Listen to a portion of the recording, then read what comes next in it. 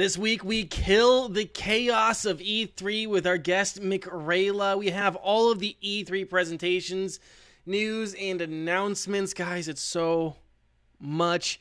We have day 2 of the Guerilla Collective and so much more. Roll the intro.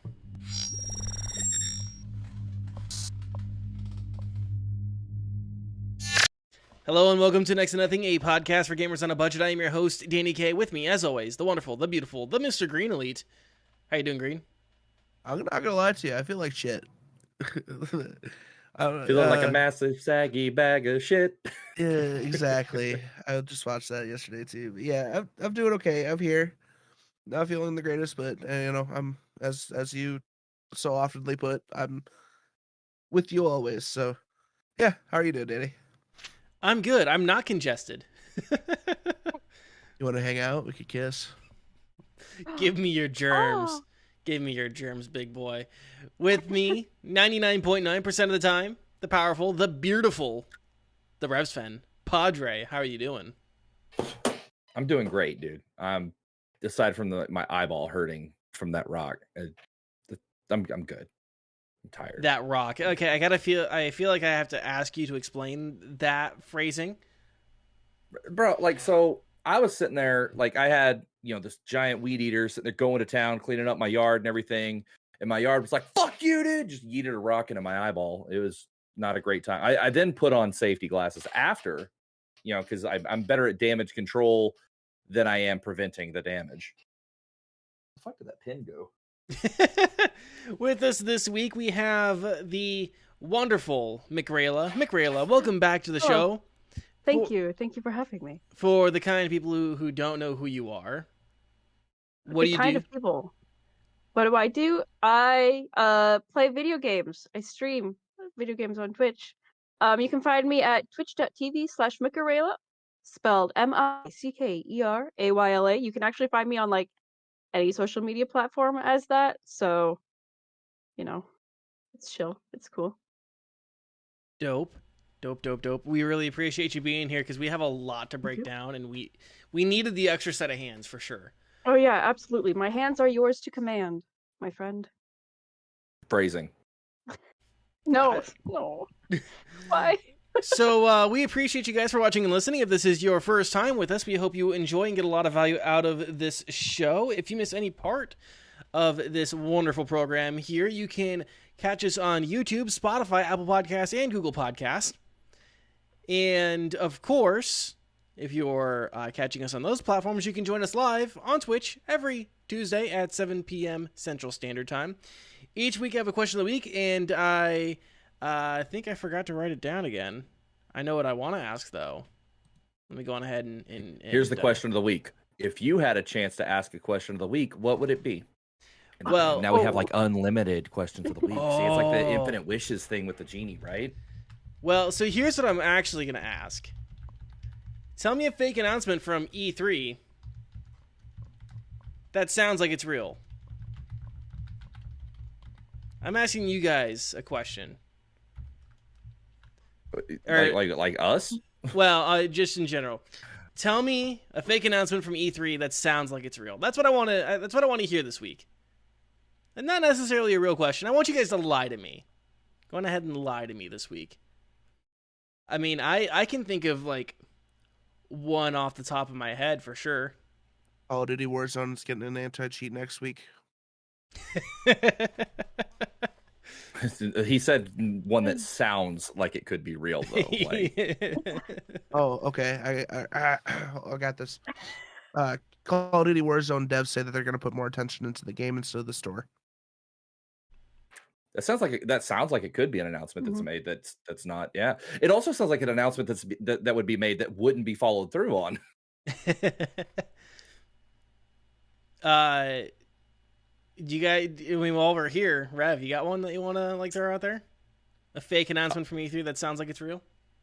Shadow of the Colossus is actually finally getting a sequel instead of just a remaking it again. They're gonna give it a full-on sequel. One of the most beautiful games in PlayStation 2 era, getting a sequel. Yeah, Mickerayla, how about you? Yeah, I got one. hit main character from the video game series Kingdom Hearts, Goofy, has been announced for Smash. So, I like that. I like yeah. that. Sora who? We don't know him. Goofy. It's Goofy all the way. What would Goofy's moveset be for Smash? Well, he'd definitely have his shield out, and it's literally just like he has a move set in Kingdom Hearts. There's like one where he throws his shield and it goes like all across the field. And then there's one where he just like spins with his shield out and just smacks people around, and He gives them the yuck. Yeah. Yuck? Yeah, absolutely. I would like to see yuck Mr. them up. Meeseeks as a playable character in Smash. If we can get Rick in Fortnite, we can get Mr. Meeseeks in Smash. Come on. Yeah. My fake announcement is next year E3 will allow everyone to co-stream all of the events without threat of takedown notice DMCA takedown notices. Yes. E3 is really going to cater to the independent creators that give their give the entire event a lot of clout and hype. Mm-hmm. Yeah, that's my fake E3 announcement. So I mean, we got a lot of news. You guys want to get right into this news? Yeah. Bring us the news. Make it so. So this show is going to be almost entirely dedicated to the Guerilla Collective 2 and a bunch of the E3 stuff. I'm going to say it now. No, we cannot possibly cover literally every single game announcement, trailer, release, and goof and Easter egg that happened this week. We just physically cannot. We would be here for probably 5 hours, and we don't have that kind of energy and or time. So yeah, there's no way. There's no way. I'd be napping at the 2-hour mark. Yeah, so you guys can let us know what you like, what you didn't like in the live chat. You guys can tweet at us at DannyK, DANIECAE. Let me know. You can also let us know in the YouTube comments. A lot of these are going to be fairly abridged. I'm sorry if we don't talk a lot about like the things that you really want us to talk about, because we just can't do all of it. So that being said, Guerilla Collective Day 2. I gotta say, right off the bat, show is way better than last week. Called it. 100% way better. The hosts were on point. There's more quality control. And generally just a better show. Just generally better. Good for them. Now, let's hope next year, if they do this exact same thing, Day 1 is as good as Day 2. That's just one thing I wanted to get like started. It's just like, yeah, great job. Show looked great. Done very well. Some of the things that were announced, and again, we can kind of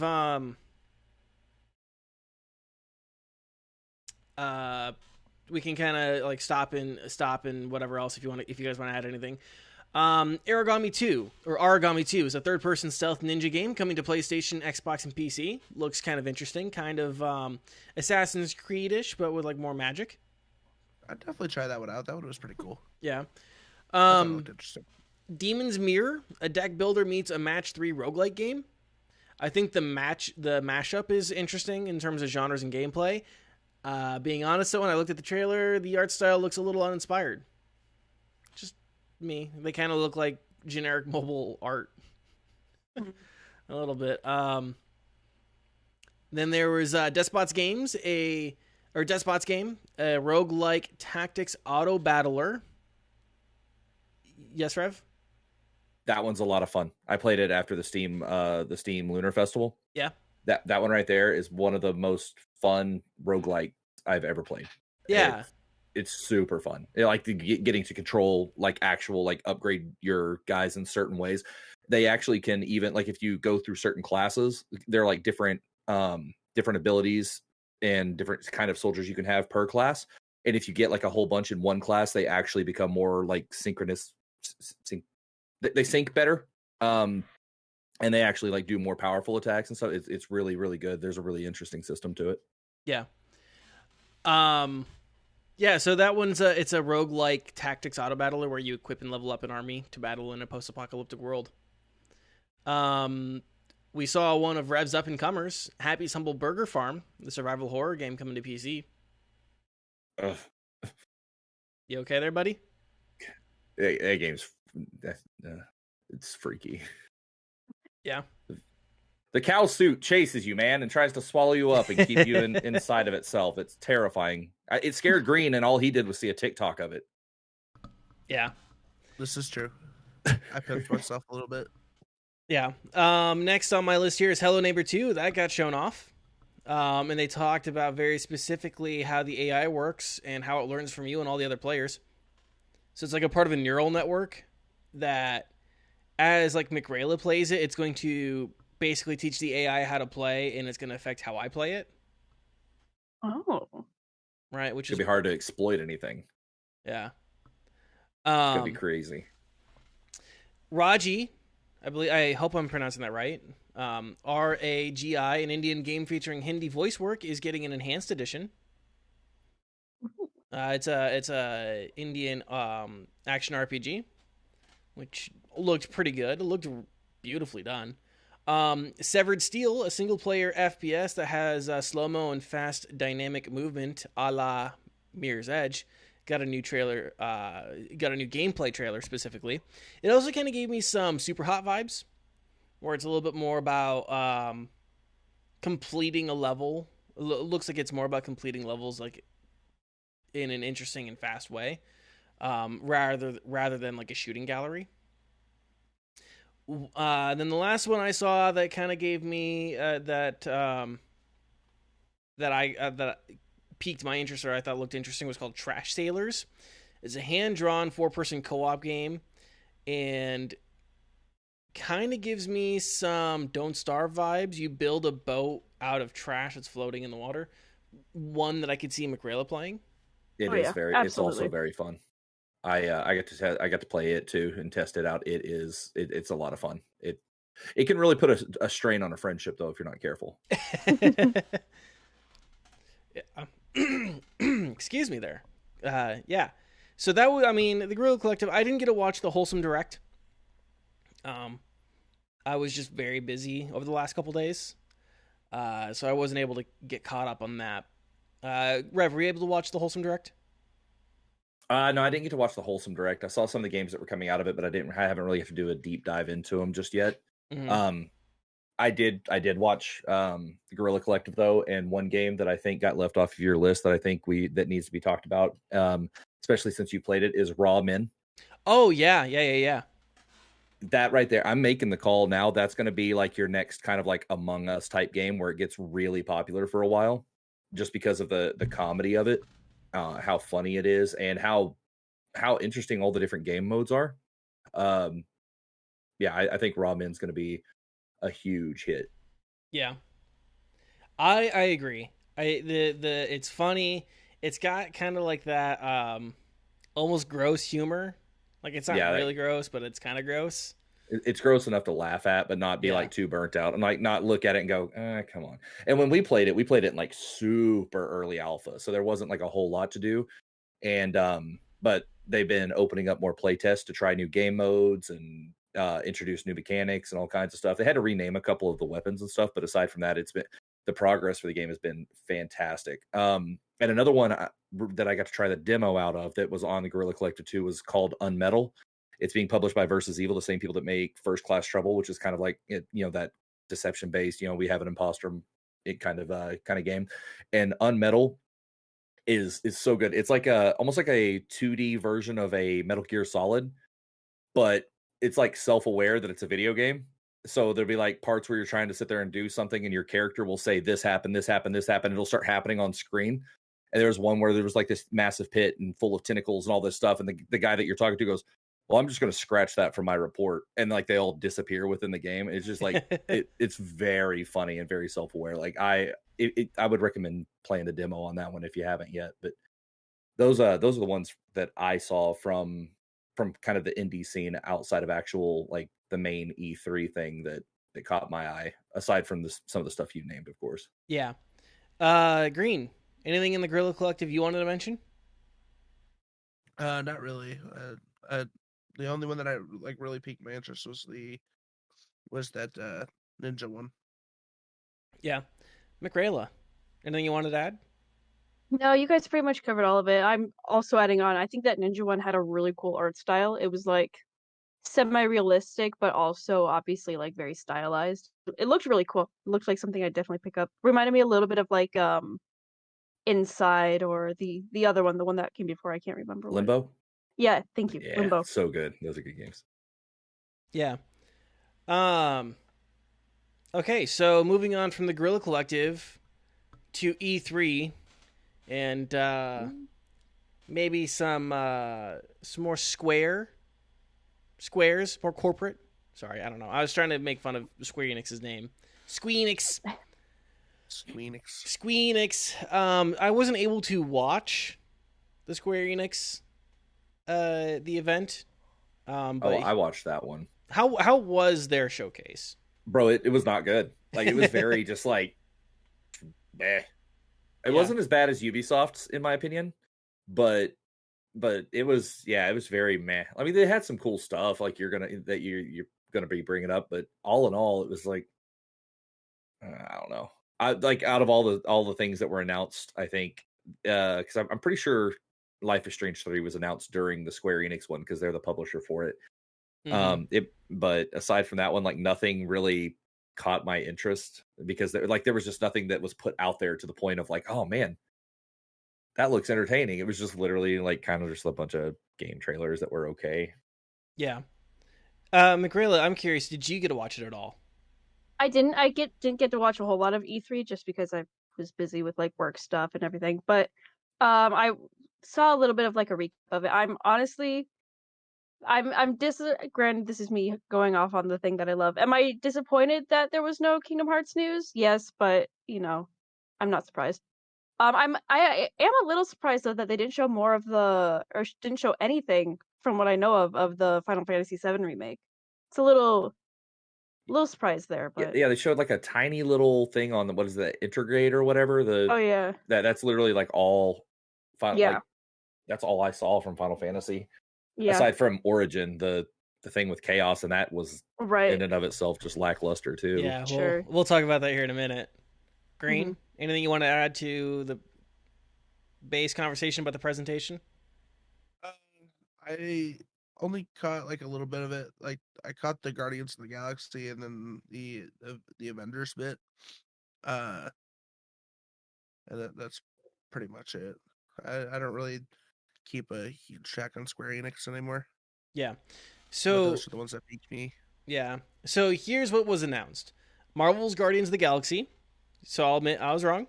I was thinking they're just gonna like wrap the DLC in with that with Marvel's Avengers, but I was wrong. But Avengers is getting DLC. They're getting the War for Wakanda. And So should have been switched, in my opinion. From what I saw, they should have done Guardians of the Galaxy as the DLC and then done War for Wakanda as its own thing. yeah, But that's just I don't have strong feelings about anything Marvel, so that's for the Marvel nerds to fight in the comments. Next was Babylon's Fall, a collaboration between Square and Platinum Games. It's an action RPG a la Nier Automata or Bayonetta, and with co-op, which will be cool. We can get on to Final Fantasy now. Final Fantasy got a new spinoff called Stranger of Paradise Final Fantasy Origin, and that's going to be PS5 exclusive. Ugh. And it immediately got memed on because of how edgy the fucking chaotic dialogue was. It was so dull, dude. It was so, like, I was sitting there watching it, and it was so funny. I was sitting there watching it, and I was like, man, this looks like it should be a Final Fantasy game, but does not seem like it should be a Final Fantasy game. It had all of like the Final Fantasy tropes in it. This looked like a fan-made Final Fantasy game. Yeah, there you go. That's, you want to talk about like the perfect description? You nailed it. It looked like a fan-made Final Fantasy game. And like the character naming of like they were revealed so fucking much. It was weird. It was like yeah, they gave away like what felt like it should have been the big reveal about Chaos, right? Like, what? yeah. They named a character Chaos, and I'm just like, that is like straight up, that is the tropiest Final Fantasy thing that that's like the most Kingdom Hearts Final Fantasy thing that you could fucking do. Yeah. Is name it. Yeah. I don't know. It feels really uninspired. Then they also announced that the first 6 Final Fantasy games are getting a pixel perfect remaster, and they're going to be going to Steam and the mobile stores, which is, I guess, Yeah, I don't hate on that. That's Yeah. yeah. I'm with that. I'm very excited about that because I've been debating on whether or not I want to play through the entire Final Fantasy series. And it pretty much, I don't know if I'll be doing it anytime soon, but it's at least like I've been wanting to play them. So now I can, and I'm actually pretty excited about it. So Yeah. I actually I was a little surprised thinking about it. I'm like, that they didn't have, they have the remakes, the DS remakes, the 3D remakes for Mhm. Final Fantasy 3 and 4 on the iOS store. So I was a little surprised. I'm like, oh, they don't have 3 or 4 on like the originals on iOS. So that's a little odd, but cool that they're bringing it. You know, Mhm. I see no problem with that. Yeah, overall, Square Enix was kind of just meh. Yeah, whenever you're getting like pixel perfect remasters of the original 6 Final Fantasy games, and that's kind of like the one that really gets your attention, that kind of feels like the rest of it fell pretty flat, you know? Yeah.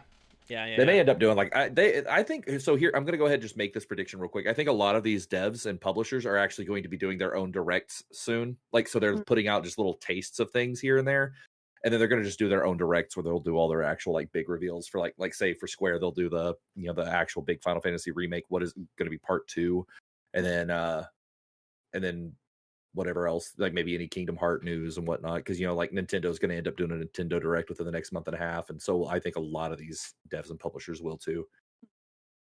Yeah. I also think with Sony kind of going off and doing their own thing, we might see some stuff from Square during Sony's State of Play. Because they're so intertwined and everything. Yeah. Oh, 100%. Yeah, I definitely agree with that. Do we want to go from Square to Devolver? Let's devolve into this madness that was this cheeky and entertaining as ever, as you would say. Yes. This time, which I will say we did not get a sequel to Devolver Land, unfortunately.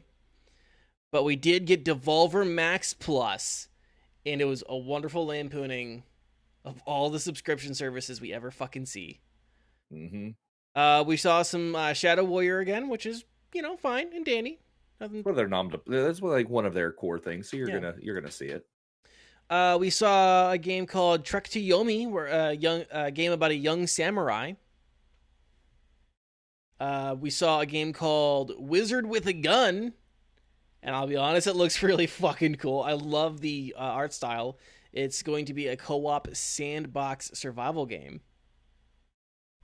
Oh yeah. This next one though. Yeah, this next one is one for Rev. It's a new game from the Pony Island developer. It's a dark and what I'm going to assume is a very meta card game called Inscription, spelled INSCRYPTION, and that was announced. I'm not usually a big card game guy, but Dan Cummins, I think is his name, or Dan Mullins. Sorry, Dan Mullins. I threw my phone on the floor. He makes some really, really cool dark shit, and I'm really excited for Inscription. I already signed up for testing for Inscription and day one coverage. Nice.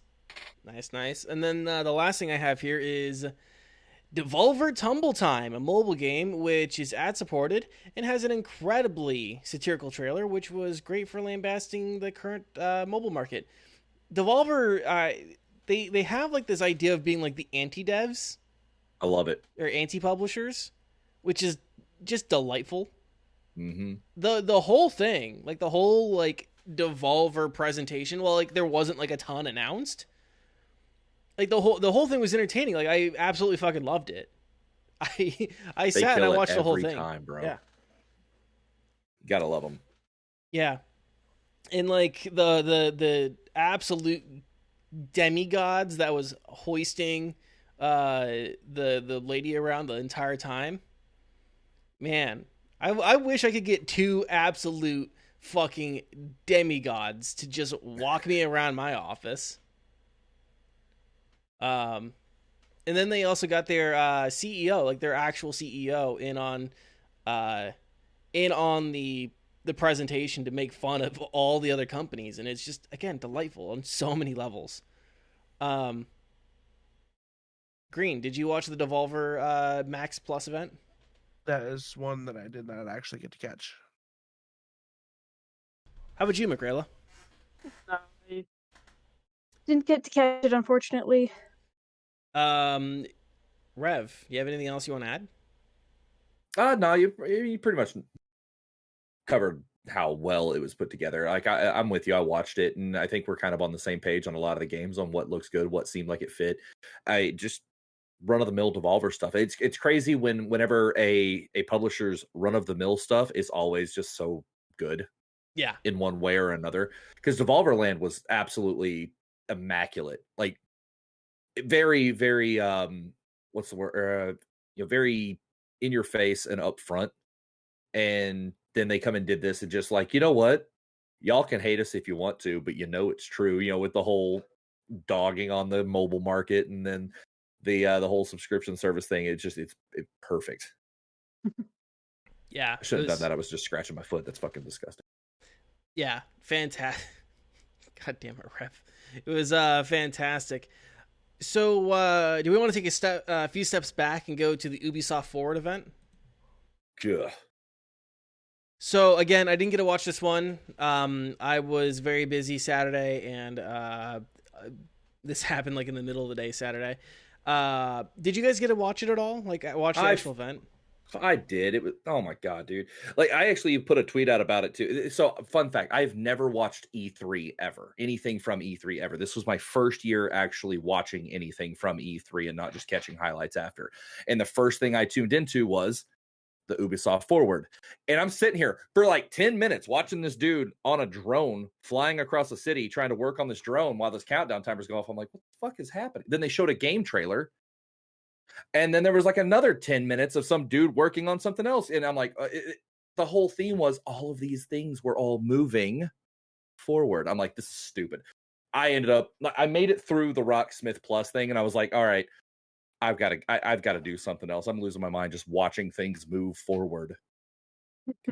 It was, oh God, it was bad. Yeah. Green. I saw like the clip of the Rainbow Six Extraction. Didn't really pique my interest. Everything else is just like, but yeah, no, I didn't get to like take in everything. I know that they were talking about Assassin's Creed as well and more content. Mm-hmm. And I like the idea of the Rocksmith too. Rocksmith was pretty cool. The Rocksmith actual like presentation for it was really well done, and plus they actually used the term indie darlings during the presentation, so that piqued my interest. But it was really well put together. And then aside from that, like the only other one that really like the presentation caught my interest was originally the Rainbow Six Extraction one. But as you're watching it, you're just like, there's nothing really that great about. Like, you'd think, okay, Rainbow Six Siege, alien hordes, all right, this is going to kind of be cool, and it really wasn't. Yeah. By the way, my first E3 that I ever did watch was back when Ubisoft announced Rocksmith for the first time. But I will Look at us. Yeah, just a little thing there. Mickerayla, before we move on to the games, I just want to know, did you get to watch this? What was your take on the forward? No. I've tried to catch a little bit of bits here and there. I didn't get a chance to watch hardly any E3 or any for that matter. But I tried to catch bits. No, that's a lie. I'm not surprised that there's more Assassin's Creed content. I just kind of wish that they would slow down just because granted I haven't been caught up on the Assassin's Creed series in like 10 years, but from what I remember, it was like they were just producing so much that like it was more of a matter of quantity over quality. I don't know if that's still the case, but I kind of wish they would slow down just a little bit because now it's just kind of like it's more Assassin's Creed. It's not really a surprise. It's not anything special. It's almost like Call of Duty at this point where you're just like, oh, more Assassin's Creed. Also wish they would slow down so I could fucking catch up, but yeah, it's not gonna happen anytime soon. So Yeah, so I'll get into the announcements quick. Rainbow Six Extraction, that's coming out September 16th. It is a It's Rainbow Six tactical action with alien hordes, co-op tactical horde mode shooter. It's kind of what it sounds like. While functionality is probably not much different than zombies, aliens is aesthetically refreshing at least. It's also getting Rainbow Six Siege is also getting crossplay and cross progression.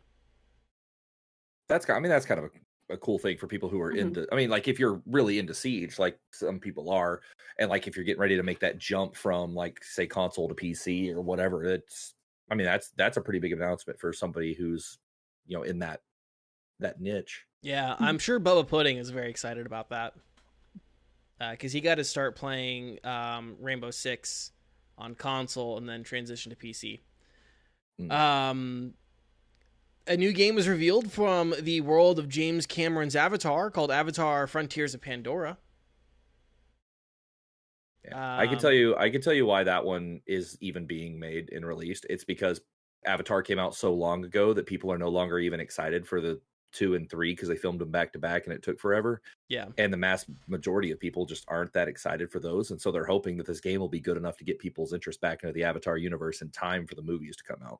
Yeah. Well, that's my theory on it. Yeah, I think that's generally pretty acceptable. Pretty James acceptable Cameron theory. Does. What's that? James Cameron does what James Cameron does because he's James Cameron.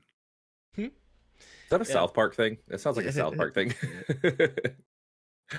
He raised the bar, goddammit. He stole fucking we got Dances with Smurfs the game. Like Dances with Smurfs the game. I wish I could take credit for that, but I stole that one from South Park as well. Yeah, Cartman was so pissed. I'll be honest, it's just so it's so unexciting because Avatar just doesn't have any sort of, it has no cultural cachet. Nobody cared about Avatar 3 years after it came out. Like, I think the last time I saw or heard anything of Avatar, the movie, other than like James Cameron announcing he was making more of the damn things, was I saw like a Sears playing it on their TVs. That's like the last time I saw Avatar, or like outside of when it came out. Its whole thing was its visual, aesthetically pleasing type stuff. It was very very big visually for the time. It was in 3D in theaters when 3D was hitting really big, and that's still the case. But the problem is technology caught up fast when it came to effects and stuff in movies, and so when people just realized that it was literally reskinned Dances with Wolves on a different planet, your visual aesthetics are only going to get you so far before it's just like, well, whatever. Like this next movie is supposed to take place entirely underwater, so it's going to be like Waterworld with wolves or with Smurfs. Yeah, I think the Avatar game piqued my interest. It piqued my interest because I thought the world of Avatar was really interesting, but like the story definitely left a lot. It lacked. So if they could come up with a decent story for the Avatar game, then it would be super interesting. But I feel like it's just going to be another rehash of a classic movie. That's just like, oh, we did this thing, and now our game looks really good, and that's why you should buy it. Do y'all remember when like PlayStation and N64 and all them just like started releasing video games based on movies? Like Independence Day got its own video game and all that, and like they were great. Don't get me wrong; like the movies attached to them were great, but the games never did well. I have this really unnerving feeling that this is going to be the same here, and it doesn't help that when you look at the thumbnail, like on most of the YouTube videos, whoever that is dressed up in the garb, the Na'vi dressed up, literally looks like Blue Aloy from Horizon. I mean, like I'm looking at I thought it was Aloy at first. I was like, this isn't the right article. Oh wait, no, it is. They're blue. Yeah. I think they're gonna definitely be a lot more reminiscent of like the Spider-Man games from like Sam Raimi's Spider-Man. Like each time they dropped a movie, there was like the game that came out. X-Men did it too. Mm-hmm. X-Men did them too. Yeah. That's what I'm talking about. Those like that time, whenever those were happening. You know which game did a really good job of being independent? It was the Transformers game. Like I bought that game, I loved the movies, bought the game. It was so good. Like, it was an open world. Like, you as a Transformer have different missions and stuff, but it was so open world that you could just do whatever you wanted, and it was fun. Like Was it, it it was it GTA but with robots? a little bit, yeah, That's a pretty little bit. cool. I would It like was to go really ahead and make this groundbreaking announcement, though, that the Avatar game is coming to Google Stadia Oh, and Amazon Luna. oh. Right? See, I swerved you there. I was like, oh, let's throw that shitty one out there, and then this promising one. It's like the turd sandwich, type, or the compliment sandwich, type thing. Right. So, moving on from James Cameron's Avatar, Rocksmith Plus was announced, and it's being billed as a subscription service, which, I'll be honest, I actually don't mind. And I'm saying this as a musician. Getting good tabs and getting music licenses, first off, getting music licenses is fucking expensive. So if they can make They're that all more... master tracks. And they're all masters, yeah. That's fucking expensive and hard to do. So, I mean, I don't actually mind them as long as they actually make it worth their while. That's not bad. But getting good tabs is a pain in the ass. It just is. Like, getting official tabs, don't even fucking look for them sometimes. Especially if you're like me and you love metal and punk music, you're not going to get official tabs anywhere. You're going to get some dude who thinks he has a magic fucking ear writing it out shittily on a fucking, like, notes pad document, and then uploading it to Ultimate Guitar, which Ultimate Guitar is going to try to force you to fucking use or buy their fucking Ultimate Guitar Pro. It's a fucking mess. So I like it. I like the idea. That's my rant as a musician. Shit like music this. licenses being expensive, or exactly why after Guitar Hero stopped selling so many copies, they had to pull the plug on it and stop producing Guitar Heroes because they couldn't afford to just keep getting music licenses for their games if they weren't going to sell an exorbitant amount. Yeah, games. I'm not sure if my dad just posted this, but he just posted the salt emoji, and yeah, Pops, I'm fucking salty.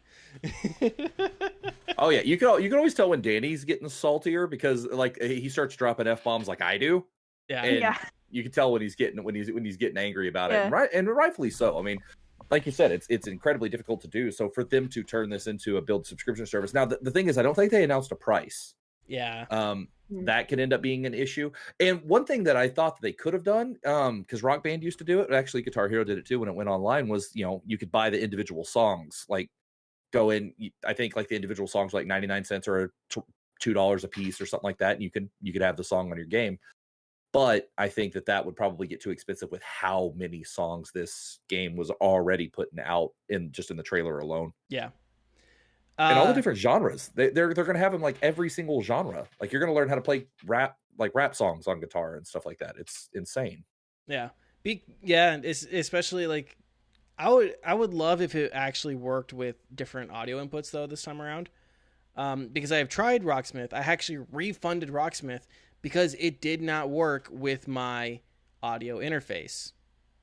Mm-hmm. It did not recognize my audio interface as a valid input. Now that actually makes me wonder, because what I saw of this trailer specifically was that you actually hooked up an app and then you played into your phone, and your phone was what recorded all the audio. I'm assuming they would probably still do the interface thing, because that would be silly to take that away. The original Rocksmith came with a cable. The original Rocksmith came with a 14-inch. I'm sorry, not 14-inch. 1/4 inch TRS guitar plug to USB. Like it literally looked like a regular guitar cable that ran into a USB cable. USB-A. Interesting. Yeah. The original Rocksmith also came with a really shitty Epiphone guitar. Then next that was announced was the Far Cry 6, or not announced, but shown off. So I watched the trailer. I'm not quite sure how I feel about it. It's a little too outlandish for Far Cry, because Far Cry's outlandishness comes from its plot and its characters more than like its tech and setting. Like some of the weapons they showed off look almost sci-fi. Like there's a fucking jetpack.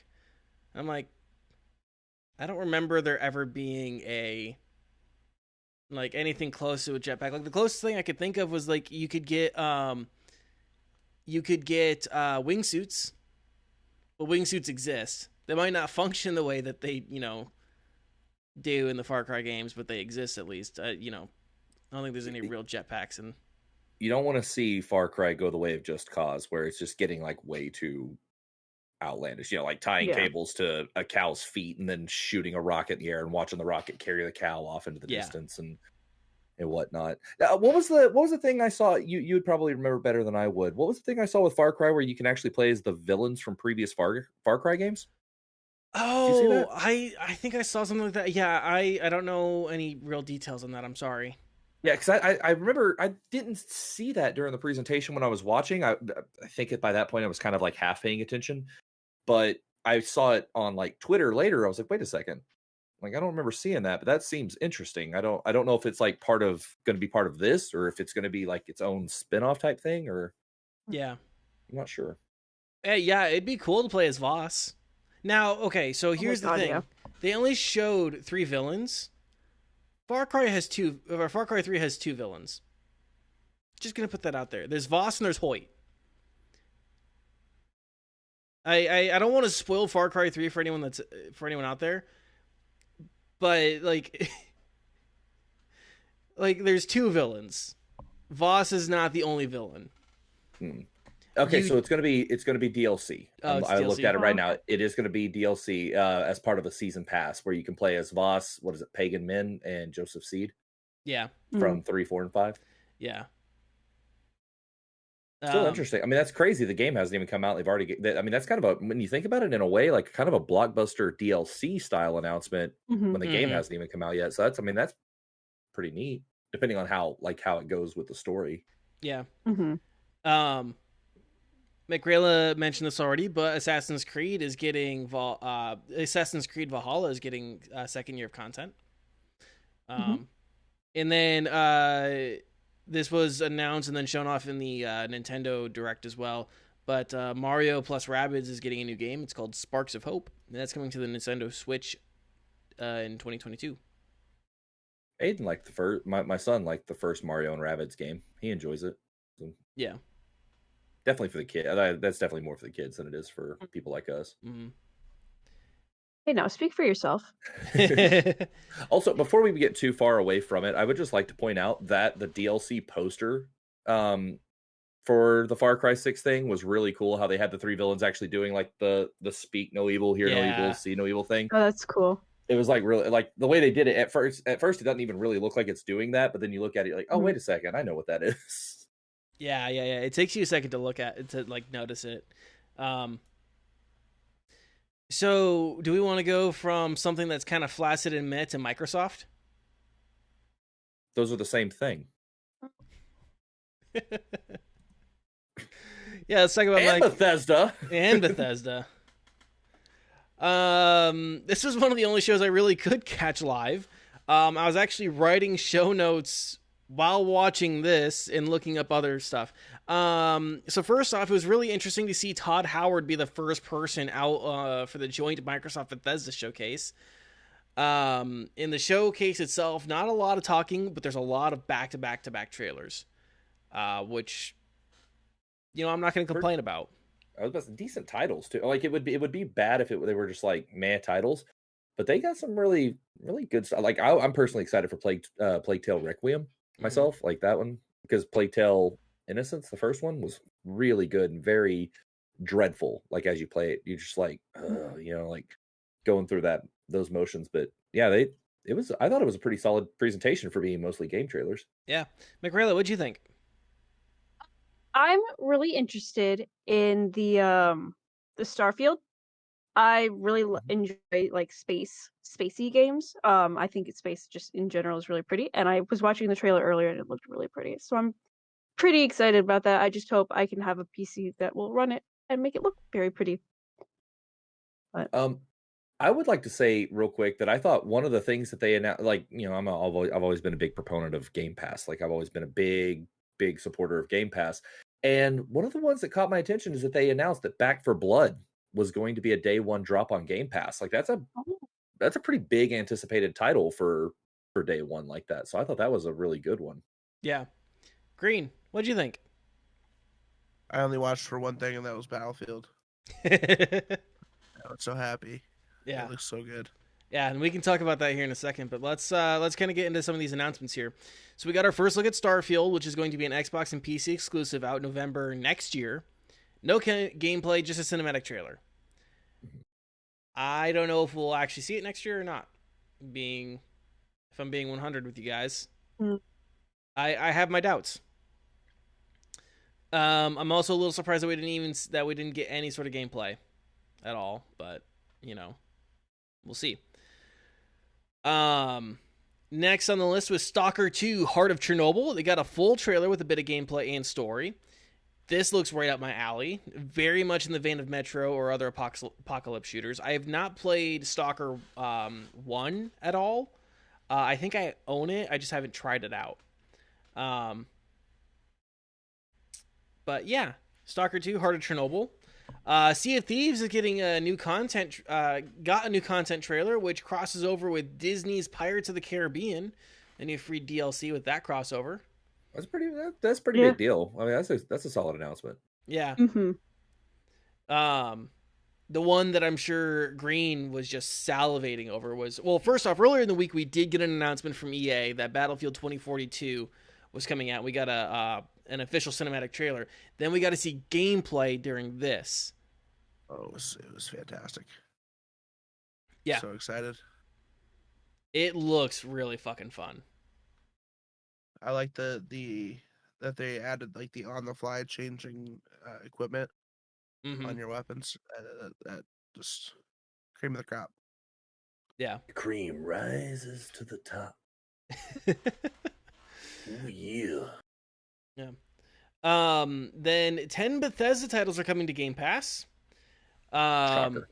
Yeah, big shocker. And I'm going to give myself a +1 in the category here that Fallout 76 introduced new content, especially for the Brotherhood of Steel in their internal conflicts. And they also teased a new expansion, which I believe will venture into Pittsburgh. So, yeah, that was Fallout 76.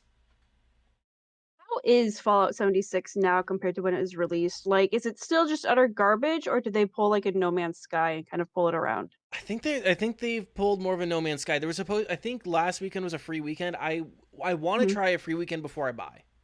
I've heard good things. I have heard good things from people who have been like Joe Retro, our friend Joe Retro likes where it's at. Like he's been playing, like, so I want to try it for sure, 100%. Now that it's like in a position where it doesn't seem like complete and utter garbage like it was, I want to try it, but I'm waiting for a free weekend. Right. That's fair. Then the next game is called Party Animals, which looks more like looks like a more polished and aesthetically pleasing gang beast. Me and Pinata got to test that game out a while back. It is very, very very similar to Gang Beast in style. It's pretty fun though. Like everything about that game screamed Gang Beast to me. Yeah. Like it looked like the way the characters moved, all the combat, like everything, just like the game itself. I mean, it kind of looks like Xbox Game Studios saw Gang Beast and was like, we'll take that. That is fairly accurate. Yeah. We got another updated look at Halo Infinite. They gave us another cinematic trailer. They also showed off a new multiplayer mode, which looks like classic Halo multiplayer with a few new surprises. Also, multiplayer is going to be standalone and free to play, which is pretty dope. That's nice. Yeah, that's cool. Green, I don't remember. Are you a Halo fan? I liked Halo up to Halo 4. So yeah, I'm pretty excited to try Halo out. Yeah. What'd you guys think of it, Mickerayla? Any thoughts? I wasn't a big into Halo when like it first came out. I'm very far behind on the Halo series. But at this point, it's like it's another shooter. Shooter is a shooter is a shooter is a shooter for me. Yeah. Rev, anything you want to add to Halo? I am a fan of them making the multiplayer free to play because there are a ton of people that just like I've played every Halo, but I've never played a single story. I've always been a Halo multiplayer guy, so to see them make that free to play, and on top of that, with Xbox allowing free to play games not require an Xbox Live Gold membership, Mm. you can still play it. You'll be able to play it without having to have Xbox Live Gold, which I think is really cool. Solid move on their part to kind of excite the fan base, in my opinion. Next on the list was Plague Tale Requiem, which you mentioned, Rev. It's a follow-up to Plague Tale Innocence. Mm-hmm. Looks good. By the way, just as a quick aside, my favorite podcast, Last Podcast on the Left, started a Plague series last week. And if you guys haven't actually looked at how horrifying the bubonic plague is, look it up. It's terrifying. Yeah, it was a rough time in European history, right? Yeah. Like they said that a lot of people are saying historians say the 1400s were the worst years to be alive. It's horrifying and fun to listen to when you realize it's not something that you have to deal with at this exact moment in time or anymore. Yeah. Next is Slime Rancher 2. That was announced. I would like to. This is going to be a little bit of an aside. A personal friend of mine, Cricket, she is the communications director for Monomi Park, and I know that she worked her ass off with that team to get that Slime Rancher 2 presentation ready and done, and it came out really well. And so I would like to personally congratulate her and her team. It's seeing how all that hard work pay off was really cool. Yeah. On next on my list was Atomic Heart. It kind of gave me some Bioshocky vibes. I can see that. Yeah, I could definitely see that. Mm-hmm. I think another big one for people was the Outer Worlds 2 got announced with an incredibly cheeky and self-aware trailer. It actually made me giggle a little bit. Gave me the chuckles. Go ahead. I'm excited for that. I haven't played the first one. It was top of my list when my computer died. So I can't play it on my laptop. But I'm excited for it personally. I've heard good things and it looks really interesting. So yeah, Outer Worlds 1, I think now that I have this new PC built, will be probably one of the ones I check out here shortly. At least in my free time. I don't know if I'll stream it or if I can handle a stream on it, but yeah. I feel that. I should be able to handle streaming it, but I'm not sure. Anyways, I think the last big thing that I wanted to mention was the Arcane team who's behind Dishonored and Prey revealed a brand new IP called Redfall, which we didn't get any gameplay footage for, but we got a reveal trailer, and it's a supernatural co-op shooter. And it's going to be an Xbox exclusive, which is a little disappointing. But it's like you're a team of vampire hunters with supernatural powers blasting away at vampires. I would have to say that game right there generated probably, in my opinion, the most buzz on my personal Twitter timeline. A lot of people got really intrigued by that. Mm-hmm. And from what the whole supernatural co-op shooter thing, there was a game that Clive Barker put together a long time ago when on the Xbox 360 when it first came out, called Jericho, and it was very similar. It was like a supernatural shooter where each individual character had their own type of weapon that they would use, but also had their own supernatural power. Like the sniper was telekinetic, so you could guide her bullets through like multiple enemies and stuff like that. And it kind of reminded me of that in a way when I kind of was seeing how the game was going to be. And I really hope it's at least half as fun. Yeah. Yeah, so I mean that's Microsoft and Bethesda. Was there anything else that that I didn't mention that you guys wanted to talk about? No. Not from that particular one, no. Yeah. Okay. Do you guys want to take a break and then we can come back and talk about the PC gaming show? Yeah, that works. All right, guys, we'll be back in 2 minutes. We'll be right back. Are you a coffee lover? Do you need a little pep in your step in the morning? What about knowing where your coffee comes from? Is that important? Well, try Grampian Roast Coffee on Etsy. That's Grampian, Grampian, and see our selection of single origin and blended coffees. Use code REVSVEN, REVSVEN, at checkout to save 15% off of your purchase.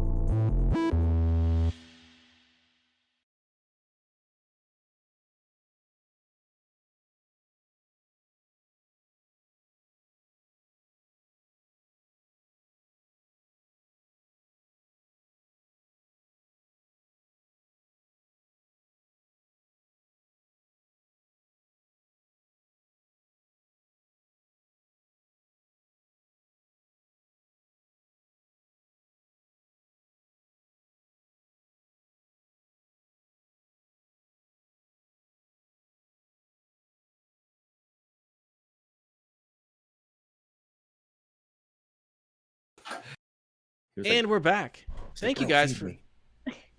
Sorry. Yeah, you were just feeding your bearded dragon.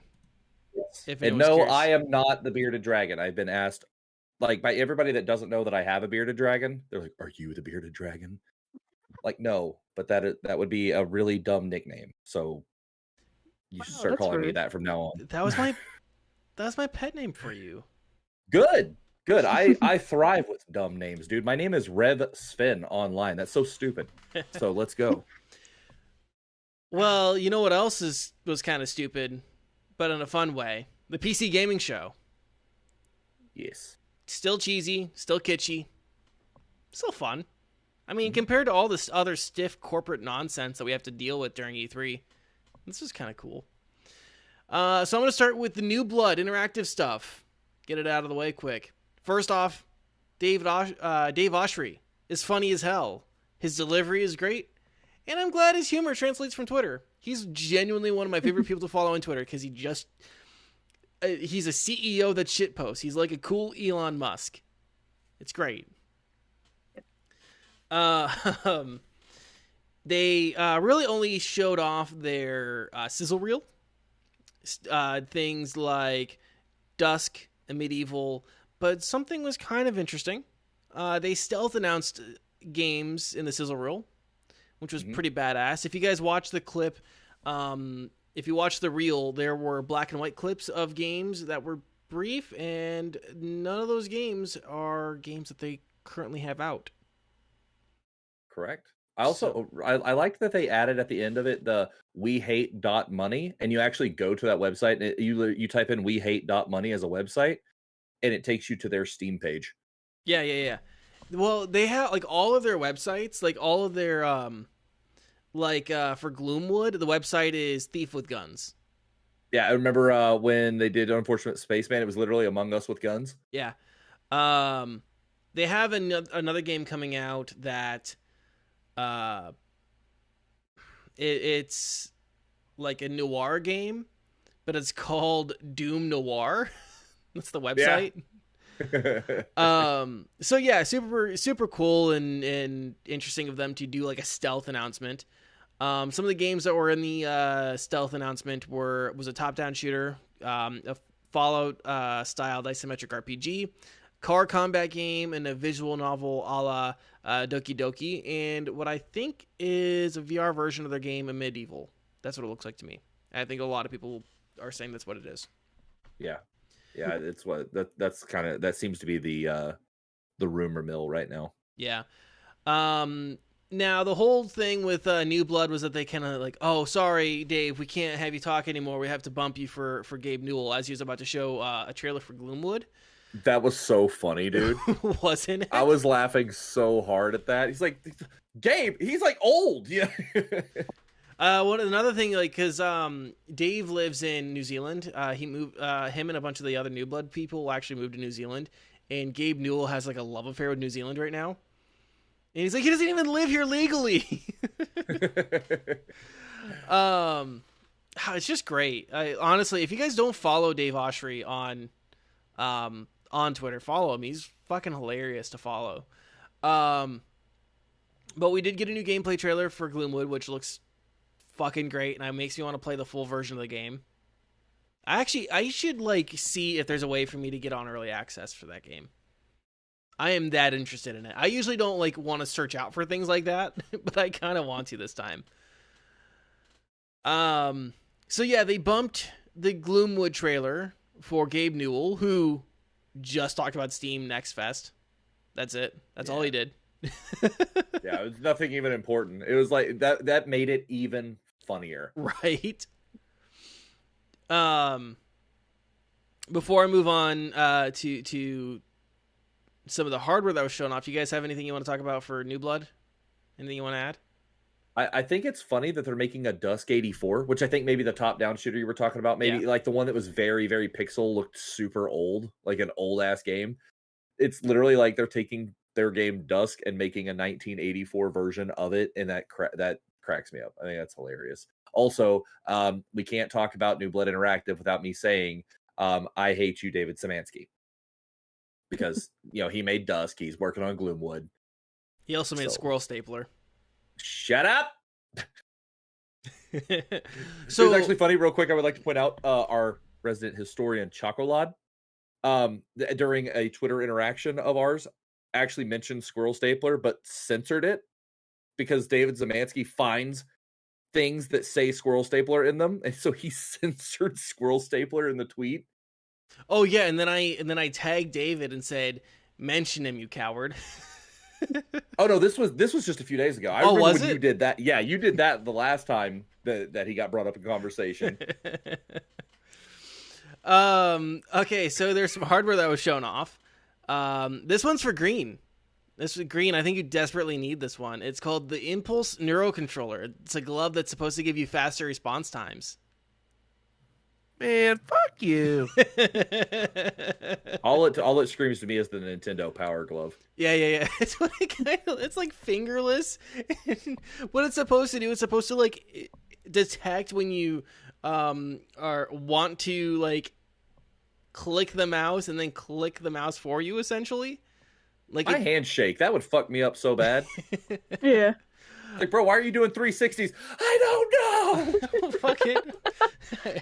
My guy. I'm not doing anything.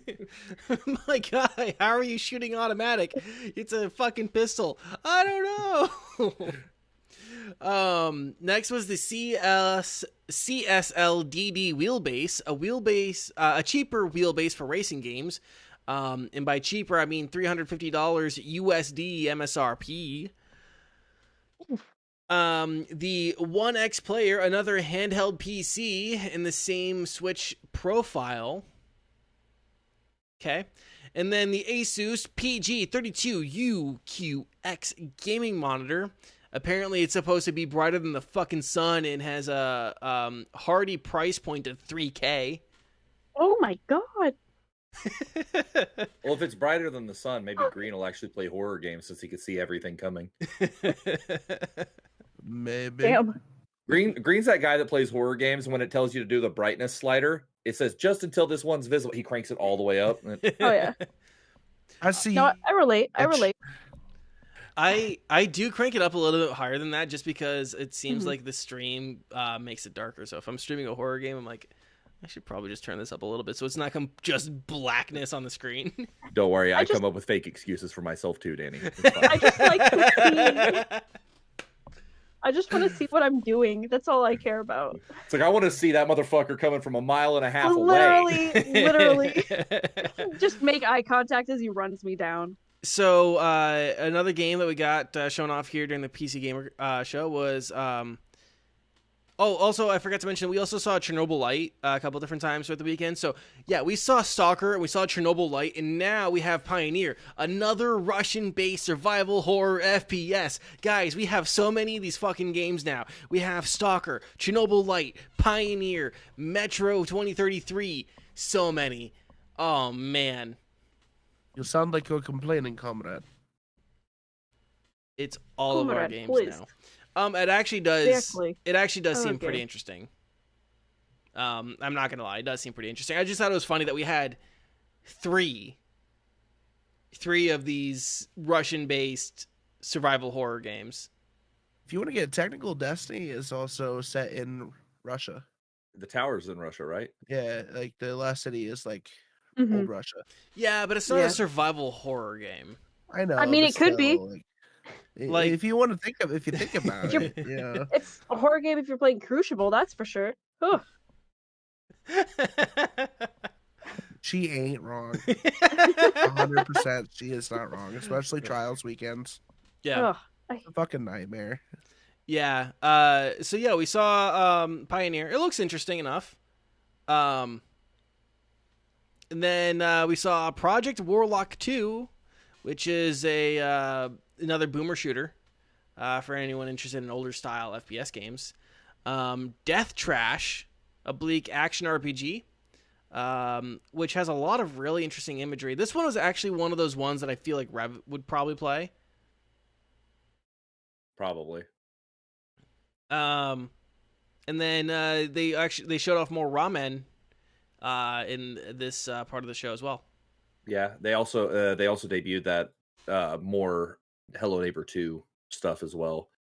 The one that got my attention though, like since both of those are Tiny Build published, they announced a secret game that they had been getting ready to put up on theirs. It was called Tinykin.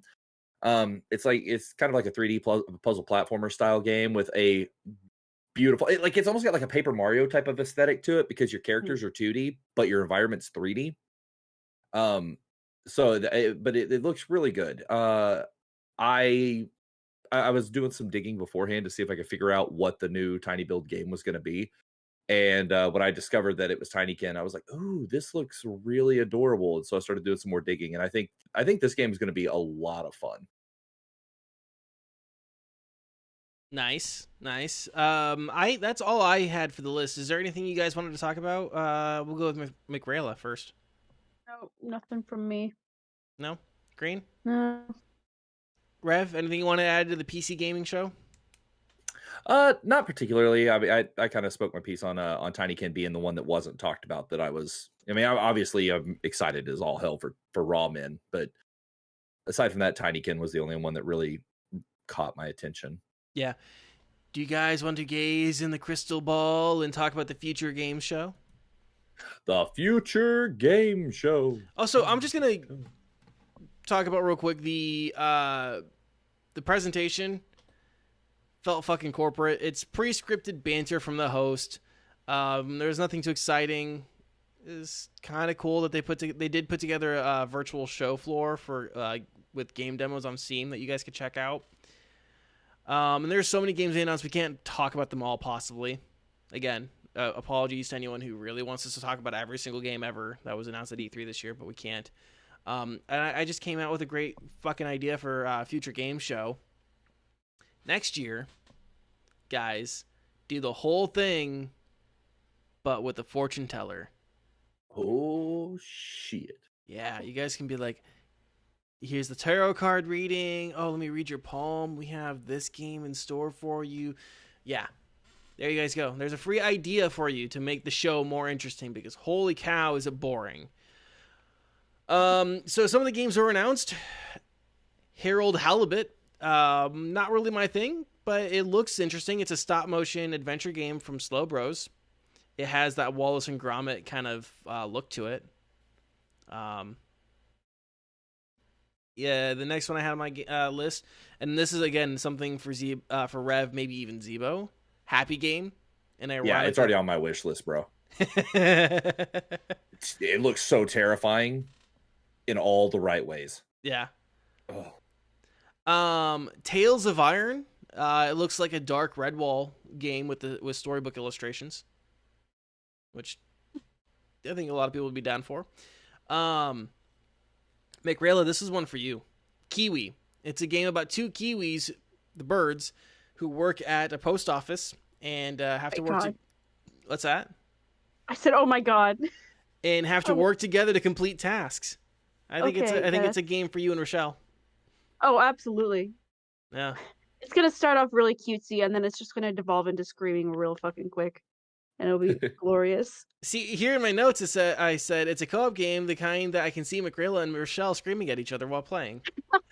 Yeah. Literally my notes. Yeah, absolutely. The next thing on my list was Esports Boxing Club. Really, I only mentioned it because boxing is having a bit of a resurgence in the last little while, and I thought it was cool to mention.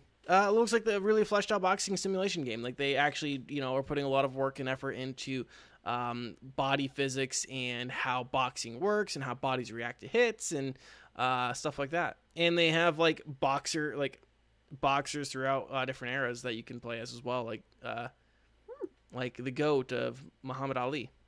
I'm making the call now. The only reason this game is going to exist is so a whole bunch of streamers get popular playing this game, so that way they can have people for Logan and Jake Paul to box. You say boxing's making a resurgence, but they're all freak show fights. It's like the Paul brothers, and one of the biggest selling matches of the whole, the last 2 years was Jake Paul knocking out an old out of shape Ben Askren. Like, come on. Rev is about the only person who I would take any sort of he's the only one I listen to on combat sports. Boxing's so done. Whenever you're having Floyd Mayweather do exhibition fights against an 0-1 YouTuber, they didn't even score just so the YouTuber could say, "I win all 8 rounds with Floyd Mayweather." It's like, yeah, because he didn't knock you the fuck out like he should have. He should have knocked you on your ass. You want to get an exhibition fight? You know who's looking for one? Mike Tyson. Bet you won't. Mike Tyson's still a terrifying individual, by the way. Yeah, scary. He's very scary, if you will. I wouldn't. Don't tell him I said that. Do not. He's coming. He's on his way right now. He's looking at me like, "Wickety flooty, I'm coming for that booty." He's just fucking running for you. I'd give up. Play dead. Yeah. Shit my pants. Yeah. Play possum. So, yeah, that's that game. So, do you guys want to talk about Razer?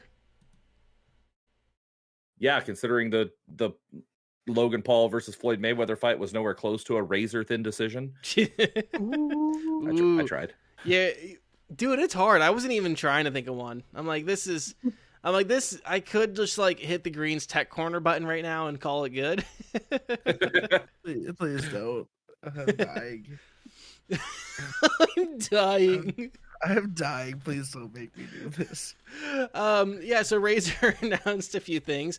First I'm going to mention is the Predator 27-inch gaming monitor featuring 165 hertz refresh rate and is THX certified, which they say is the only gaming monitor that is THX certified.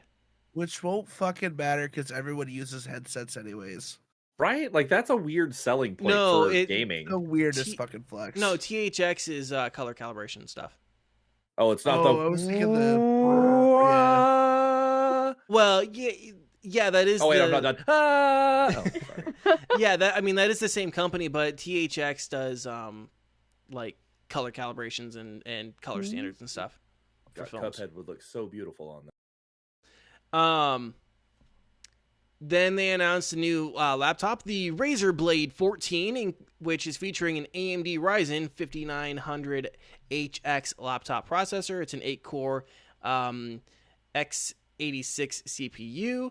And a new, they're also going to start adding in the new RTX 3060s and higher, depending on your price point. Respectively, for the 3060, it's going to be $1799. For the 3070, $2199. And the 3090 at $27.99 USD MSRP. Correct me if I'm wrong, but that is a chunky bitch laptop. Like, that is for a laptop, that feels like it's powerful. And they say it's super thin.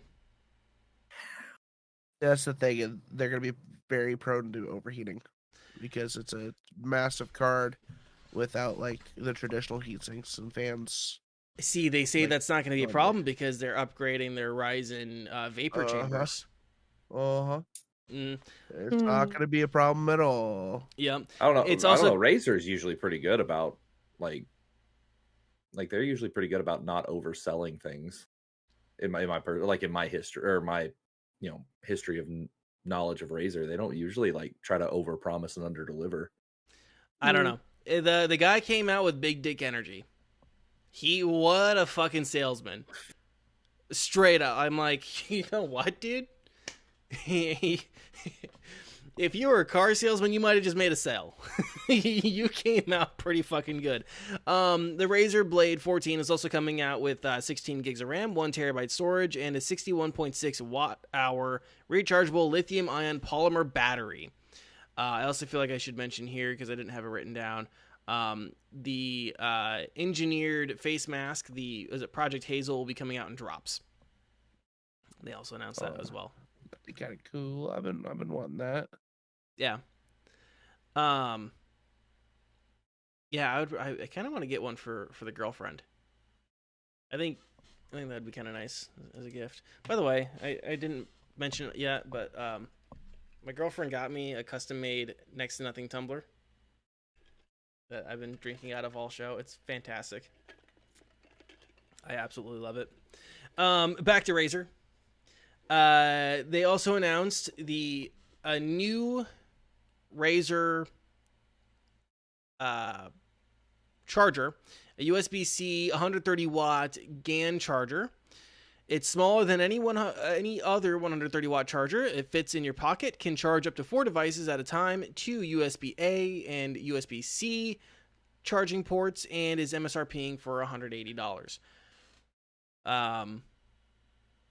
Looks pretty cool. Like as somebody who goes camping and hiking quite a bit, that could be something that comes in really handy for someone like me. Like this is a portable charger, right? It's a battery pack. No. It's like a charging port. Like you plug it into the wall, and it produces 130 watts like of charging power. Yeah, like your laptop charger. It'll charge your laptop really fast, or your phone really fast. Yeah. Gotcha. Yeah. Or a power bank really fast. Yeah. Yeah, it was again kind of like part of this dude's like big dick energy and just salesmanship. He had like a standard 130 watt charger in his hand, and then he pulled this one out from behind it. I'm just like, you fucking magician. Like, goddamn, there's some showmanship here in this guy's sales pitch. It's like it's so small you can keister it and it won't break it like it will a Joy-Con.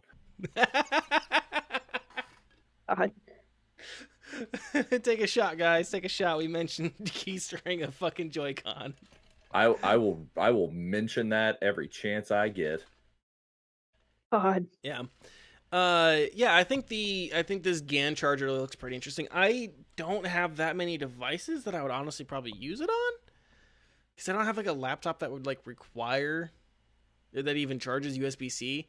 I don't have any other devices I'm like other than like, but it would be kind of nice just to have like under the desk. I mean, it worked really well for like my phone does USB-C, and then my son's Switch Lite and his Switch if it's not on the port. Mm-hmm. Like you said, power banks. My power bank that I use for camping runs on a USB-C, so I can get that charged up, because I inevitably always forget to do that because I'm horrible at preparing. Dude, I had that same thing, right? So I was going this weekend, I went to grab my regular battery pack, and that wasn't charged. I'm like, fuck. I went to grab my jump pack because I always, if I'm going out of town, I like to have a jump pack with me for my car or anyone else, and that wasn't plugged in and charged. And then I realized that I think I mentioned on the show I have another like car charger with like a light and power bank in it, and that wasn't plugged in either.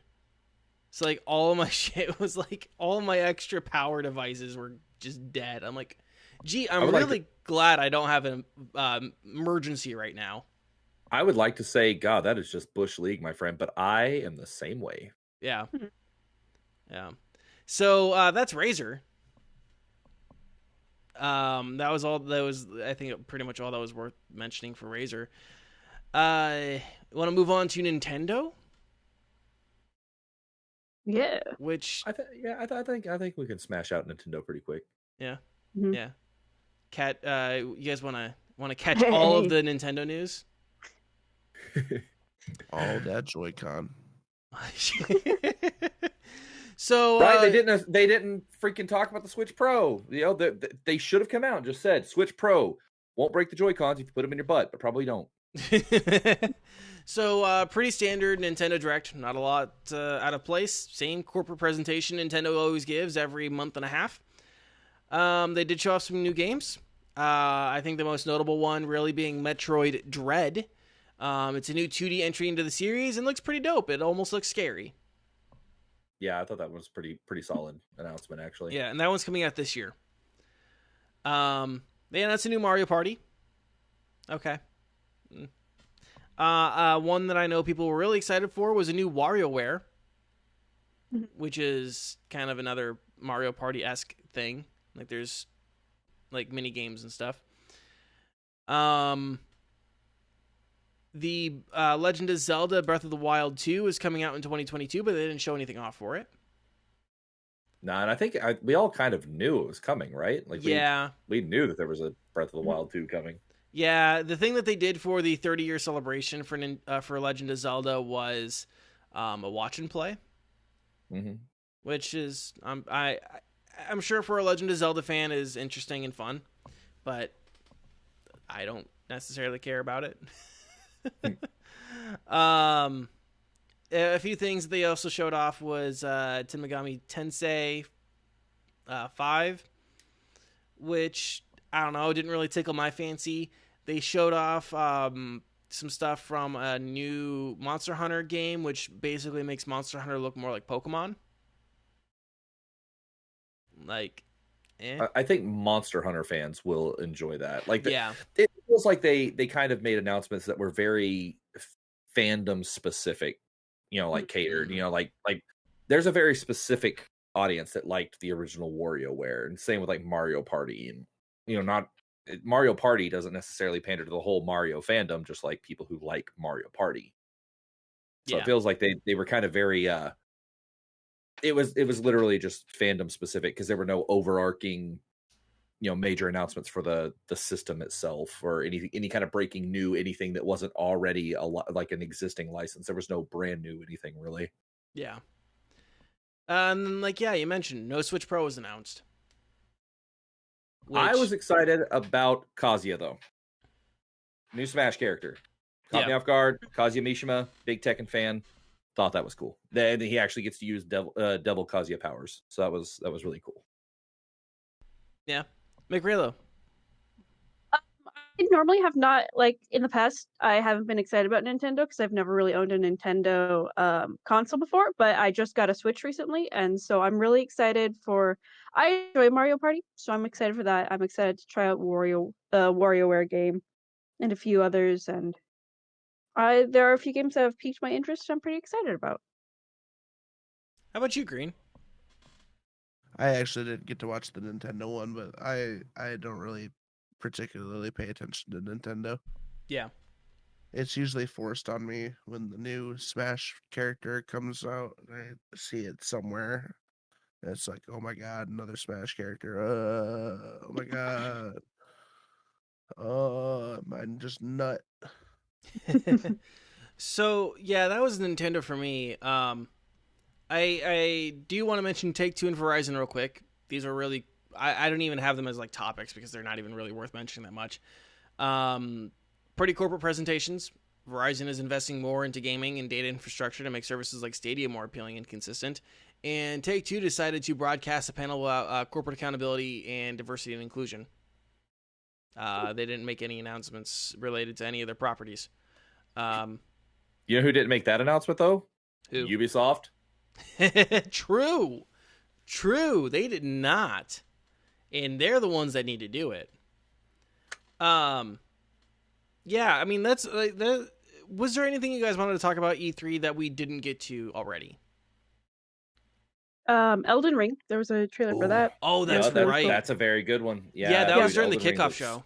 Yeah, that looks good. It looks really good, and I'm like playing through the Soulsborne series right now, and it's just like it's really scratching that itch, and I'm really excited for it. Yeah, Tiny Tina's Wonderland. Okay, I was gonna say that, but I didn't remember if that was E3 or if it was before E3 because that one looked really good because it's a standalone, isn't it? Yeah, it's a standalone Borderlands game. It technically, like, Elden Ring wasn't technically announced during E3. It was during the kickoff show. Shit, my bad. No, My it's bad. yeah. No, it's still relative though. Yeah, It's yeah. very Oh relative. god. Oh What have I god, done? what have you done, Mickerayla? Yeah, yeah. There's like again, we kind of have like this weird thing, and I kind of want to have a conversation just about like the nature of E3 now. We talked about it last year where, you know, everything was so disparate and spread out. Like it was kind of a free for all, and this year it doesn't feel like it was necessarily that different, right? Like the usual suspects showed up to E3. But things were a little bit more disparate and spread out than usual, it feels like. And there were some other things surrounding E3 that kind of makes me wonder about the future of the event. And I don't know, I just kind of want to get your guys' thoughts on it. I'll start with Green. You have any thoughts you want to share on just like E3 as a whole this year, how you think E3 next year is going to go? I'm wondering if they're gonna continue with the whole digital-esque style, doing paneling and live, or if they're gonna do like a, going forward like a massive event like they used to. That's my biggest thing. Like, are they continuing with the small crowd and digital format, or will we see like an actual in-person thing where we can actually like get tickets to go to? That's my thing. But like, games have been at a weird point right now. Like nothing's really like super tickled my fancy until Battlefield came along. So, yeah, I don't know. Anything is a crapshoot right now. Like next year could be insane or it could be just bland. Yeah. Mickerayla, how about you? So I don't usually watch E3 just because I'm usually like doing something or working or whatever. Um, and I don't know how it's felt previous years, but I felt like this year specifically, I feel like in the past E3 has always been like the event where it's, like all of the big game announcements, all like everyone looks forward to E3 every year because there's usually going to be some major announcement for something that a bunch of people are just going to be super excited for. But that didn't feel like it's been the case for sure this year, from what I remember last year as well.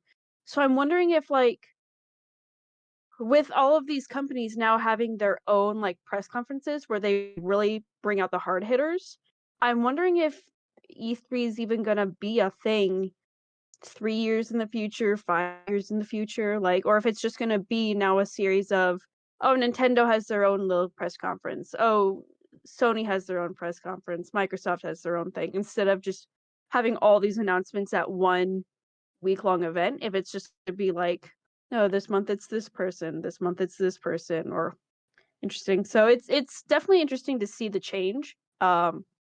Whether or not that's mostly because of the pandemic and all the weirdness surrounding like this year and last year, or if it's just going to be a more permanent thing. We'll see. Yeah, Padre. I think a lot of I mean, I thought this one felt better than last year's, obviously, you know, because it didn't feel as rushed Well, because we didn't they even had have time. one last year. Yeah, that's right. It was just all over the place last year. But I also agree with Mickerayla. Like next year, we could start, you know, within the next few years, rather, we could start seeing just like scattered things again from individuals. I think what a lot of it, in my personal opinion, is going to boil down to is how many of the big dogs start backing out. If people start taking a page out of Sony's book, and if like Microsoft decides to back out next year, Nintendo decide, and all they have left are like indie games and a few devs and publishers, are they really going to put that much money into an E3? You know, and so I think that will determine if we even have one or not next year, or at the very least, if we have an in-person one, because there's so much more money that goes into putting together an in-person one. Now, granted, you make some of that money, you make a lot of money on them too, but you won't make a lot of money if the big dogs aren't there. Yeah. So I think if we start seeing a trend of bigger companies pulling out, E3 will probably collapse. Yeah. I can see Microsoft and Nintendo pulling out. Right, Sony already did, really, because they're the biggest of they're the platforms, right? They're the ones who make like the exclusivity deals and whatever else, which would leave the companies like Sega and Capcom and Ubisoft and all the publishers, EA, you know, Activision Blizzard, although Activision Blizzard didn't do anything for E3 this year. Right? Am I talking out of my ass? I don't remember seeing them. I think they do everything for the BlizzCon. Yeah, I don't think. Yeah, Blizzard didn't make so much as an appearance. Now they did make those couple of announcements prior to E3 about Overwatch becoming cross-platform, but that's it. Yeah, and I think I saw something about Diablo too. Yeah. So I think if the platform producers pull out, it's just gonna be publishers, and I think that'll survive for a couple of years and then probably fizzle out too, as everyone else starts to do their own thing. We were having this conversation in 2019 where everyone's like, is this even relevant anymore? 2020 kind of proved it wasn't, right? Like everyone can do their own thing. And so for 2021 for E3 to come back and then to be so lackluster, and then to have on top of it so many issues related to rebroadcasting, right? There were a lot of warnings out there for DMCA strikes. And be like, you guys can't, that small crowd, you need to have a broadcast agreement with whoever in order to rebroadcast it. You can't do a live reaction to Nintendo's thing unless you have permission, and so much more. And Jeff Keighley couldn't even get permission from the ESA to do rebroadcasts. He's the one who runs the kickoff show. You know, he runs the Game Awards, and he couldn't get permission. And what it smells like to me is the ESA and the publishers colluding with major news outlets to keep those broadcast rights secured. Right? They are protecting the IGNs, the GameSpots, and whoever else from competition by saying, no, smaller outfits, smaller creators cannot co-stream this event. And I think that is actually more damaging to E3 than almost anything else. If you can't get smaller outfits to even, if you don't let smaller outfits, you know, get involved, then what's the point? They're the ones that generate more hype than IGN. IGN isn't out there creating hype and communicating with people as it's happening and generating that excitement. No, they have mods in there making sure people aren't spamming porn in the fucking links. They do a horrible job of as well. Holy shit, IGN's moderation team sucks. Bad. That was one of the highlights, lowlights, I guess, of the weekend, is how many people were talking about how horrible IGN's chat modding was, that people were in there posting like emotes, they were like making those like text walls that look like asses and, you know, penitive and all those things. It was a dumpster fire, man. Terrible. Because I was watching a lot of shit at work, I had to make sure that I kept the chat closed. It was awful. Absolutely awful. And so those are the people they're protecting, and I personally think that's abundantly clear. I think it is collusion between the ESA, who runs E3, and the major game press outlets. Polygon, Kotaku, IGN, GameSpot, Eurogamer. Yep. So on and so forth. I think that's what's going on there. Let's also not ignore, like kind of on the topic of the whole, will E3 even be a thing in a few years? How much money are all these people, or the companies, devs, publishers, all of them, how much are they going to save not having to pay for a time slot on E3? I mean, because E3 is like the Super Bowl of gaming announcements, so the amount that cost is exorbitantly more expensive than it would be to just put on your own show, especially if it's going to stay digital. Mm-hmm. Here's a big question for you: is how much money are gaming outlets going to lose if they can't get broadcasting partnerships with E3? Right? Because if you watch the IGN stream, right, they had shit running like 24/7. Like, it felt like they were running a goddamn 24-hour news channel with like self promo and putting in like the daily fix in there and all this other stuff, and like all the other advertisements they're probably able to sell inside of it. How much money do you think they're going to lose if E3 just crumbles? Oh God, tons. And I think that's why they were trying to just get it secured to where they're the only ones that could do it. I think doing stuff like that shoots E3 in the foot.